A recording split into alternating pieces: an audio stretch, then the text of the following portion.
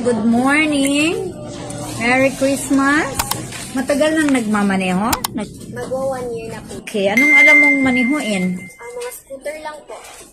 Sa four-wheel vehicle, anong alam driban? Hindi pa po. Hindi ka pa marunong? Sino nagtuturo sa'yo pag nagmamaneho ka? Ako lang po talaga yung nag-sarili.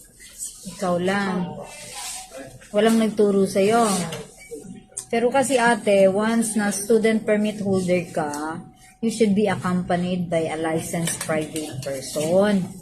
Buti na lang, walang nangyaring masama sa'yo during that period of almost 1 year na nagmamaneho ka ng motor mo na wala kang kasama. Ha? Kasi walang nagkakandak ng law enforcement operation sa lugar nyo. Pero kung in kaso, hindi natin masasabi, di ba, ang disgrasya? O kung sakaling makasagip ka, driving without license talagang labas niyan. Ha?